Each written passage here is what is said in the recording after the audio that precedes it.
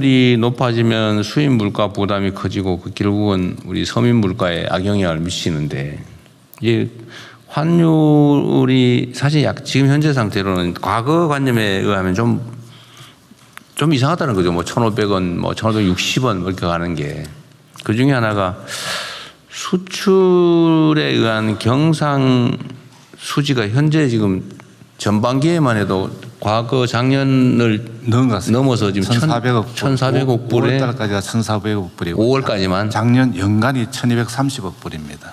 그러니까 이게 엄청난 경산 수지 흑자가 발생하고 있는데 환율이 오르는 건 사실은 과거 개념에 의하면 이해가 안 되죠. 네, 도저히 이해가 안 되는. 그러니까 그 국세청이 그런 데 관심 갖는 건 매우 잘하신 것 같고요. 또 한 가지 원인이 그 국내 그 투자자들의 해외 주식 투자 이게 지금 작년까지 연간 100조 원 이상 예, 한 1,200억, 300억 불 정도까지. 1,200~300억 불이 해외 주식 투자했다. 그러면 우리 돈으로 하면 한 200조 원 정도가 해외 주식을 투자했던 거잖아요. 네네. 이것 때문에 저기 해외 주식 투자에 의한 외환 유출을 좀 관리해 보자고 해서 아마 네. 개별 주식 레버리지 제도를 도입했던 것 같아요.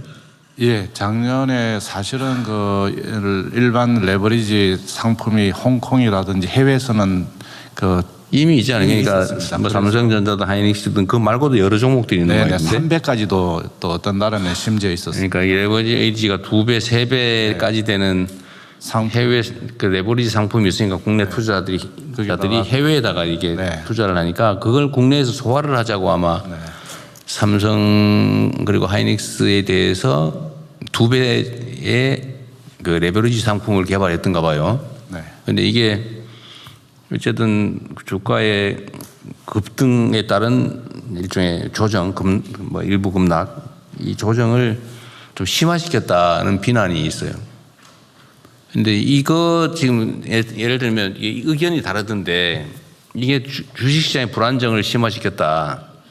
또 한쪽은 애초에 기대한 대로 해외에 2배, 3배 되는 레버리지 투자를 완화해서 국내로 예를 들면 국내 투자를 늘리는 즉 외환 유출을 줄이는 효과가 있었다. 이 양론이 있는 것 같아요. 이 상황 좀 어떻습니까? 혹시 뭐 보완 대책이 있는지 한번 얘기를 잠깐 어디 담당 부서 갈까요? 이걸 금융위 소관인가요? 네, 그렇습니다. 한번 상황이 어떻게 됐는지 간단하게 말씀 한번 해봐 주시죠. 네, 그 말씀 주신 대로 이 취지가 뭐냐면 그 해외에서는 그때 됐고. 해외에서는 2배, 3배까지 뭐 네, 우리나라 상품인데 우리나라 상품을 갖고 레버리지 상품이 있었고 그리고 또 국내 투자들이 해외 나가서 하고 있었고 그러니까 해외에서 되는 걸 국내에서 막는 이 제도를 오히려 국내 제도권 틀로 들어와서 투명하게 투자자 보호를 그쪽 가면 더 약하거든요. 그래서 투자자 보호 같은 경우는 예탁금이라든지 교육이라든지 더 강화돼서 보호하는 게 맞고 상품도 투자자 선택권 다양화하는 측면도 있고 그래서 오히려 자본시장 선진화라든지 이런 측면에서 이런 것들이 필요하다 이런 측면에서 했는데 문제는 이게 어쨌든 국내 투자자들의 불만의 한 원인이 됐던 건 사실인 것 같아요. 그러니까 이게 이제 상승 국면에서는 오히려 상승을 심화시키고 격화시키고 하락 국면에서는 하락을 좀 심화시키잖아요. 어쨌든 이 레버리지라고 하는 게 지렛대니까. 근데 이게 이제 아까 얘기한 대로 이 불안정을 강화하는 건 분명한데 이게 외환 시장하고 연동이 돼 있었던 것 같다 이 말이야. 아까 내가 얘기한 대로. 근데 그 효과는 어땠는지 어쨌든 시장에서 이거 문제다라는 지적이 있잖아요. 네. 그럼 그에 대한 보완책은 뭔지 아니면 원래 뭘 잘못한 건지 한번 그 얘기 간단하게 한번 들어보고 싶어요. 일단 효과는 어때요? 애초에 기대했던 대로 외환 시장 안정에는 도움이 됐습니까? 실제로 그 홍콩에 그게 한 20조 정도 있는 건데요. 그러니까 국내뿐만 아니라 해외 투자자들로 해서 한 20조 정도 되는데 거기 한 최근에 보면 17조 정도로 줄긴 했는데 그다음에 이제 거기에 국내분이 얼마 있었냐 보면은 국내 투자분도 줄긴 줄었습니다. 그리고 또 실제로 보면 야 그거 얼마 줄지 않았냐 그러지만 만약 이게 없었다면 거기로 더 가지 않았겠느냐 뭐 이런 얘기도 좀 있을 수가 있고요. 환율 안정에는 도움이 됐다고 본다. 그러니까 이제 그 나갔던 부분을 그러니까. 들어오는 부분이 있었고요. 그다음에 이제 국내 주식시장의 불안정 심화라고 하는 마이너스 효과도 있잖아요. 네, 이제 그런 부분들은 기본적으로 지금 글로벌 반도체 종목 자체가 워낙 출렁임이 많습니다. 우리뿐만 아니라 뭐 일본의 키옥시아, 그다음에 미국의 샌디스크 뭐 이런 것들은 더 출렁입니다. 우리보다 더 심했다고. 네, 반도체 종목 자체가 지금 기대랑 우려가 막 서로 혼재되면서 그때 막 출렁이고요. 근데 이제 우리나라 같은 경우는 삼성전자랑 하이닉스가 예전에는 한 22%였거든요, 시총에. 근데 작년 말에 한 30%, 그다음에 금년 최근에는 53%. 그러니까 출렁이는 거에 맞는 면적이 훨씬 더 커졌습니다.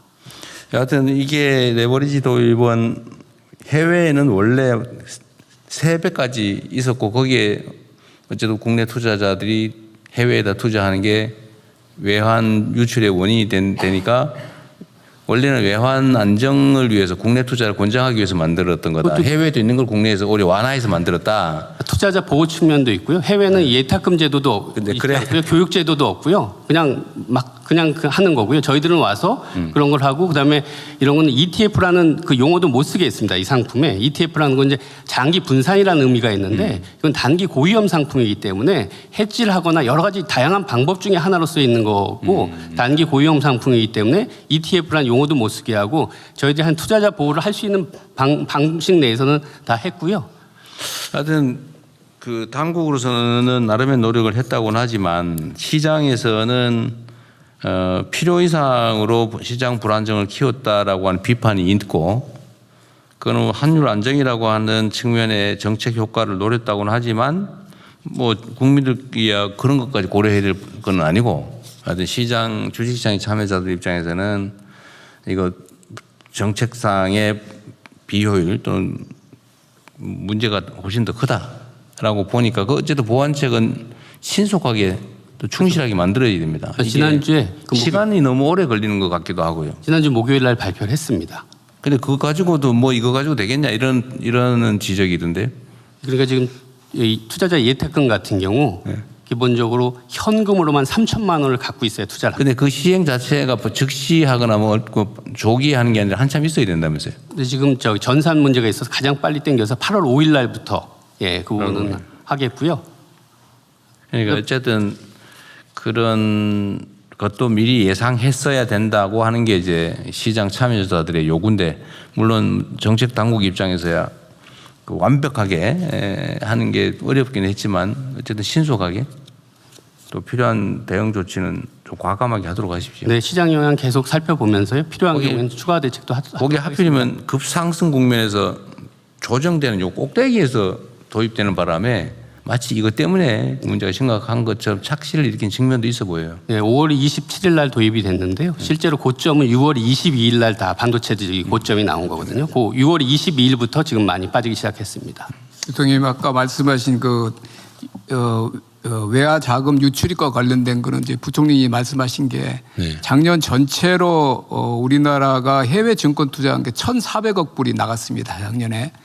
200조 대는 나갔다는 거고. 해외 뭐 기관 작년에만 개인 그런데 그게 이제 개인이 400억 불이고요. 기관이 1,000억 불 정도 해서 작년에 1,400억 불이 해외에 나가서 그래서 작년 이제 4, 4분기 그럴 때 이제 환율에 엄청난 부담이 됐는데 올해는 기관들은 뭐 그 추세로 가는데 개인들이 전체 400억 불 한 게 올해 반년 6월까지 28억 불에 그쳤습니다. 그러면 400억 작년에 연간 400억 연간 400억 불이니까 뭐 단순 반기하면 한 200억 불이 돼야 되는데 올해 상반기에는 올해 순유입도 많고 28억 불로 대폭 줄었습니다. 물론 이제 우리가 RIA 이런 조치도 했지만 그래서 개인들은 현격하게 해외로 자금 유출하는 게 순유출이 줄었습니다. 이런 효과들도 일부 작용했다고 봅니다. 하여튼 그거는 정부의 정책 효과고 주식시장 참여자들은 이것 때문에 변동성이 커지고 낙폭이 커졌다라고 생각해서 이제 피해를 입었다고 생각하는 거니까 보완 대책을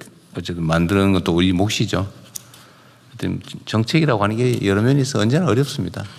이쪽을 방어하면 이쪽에 문제가 생기고 진짜 어렵죠. 우리 부처 장관님들 일하기 어렵죠. 이거 하면 저거 문제고 저거 하면 이거 문제고. 자 어쨌든 참 어려운 상황인데 또 슬기롭게 잘 대처해 갑시다.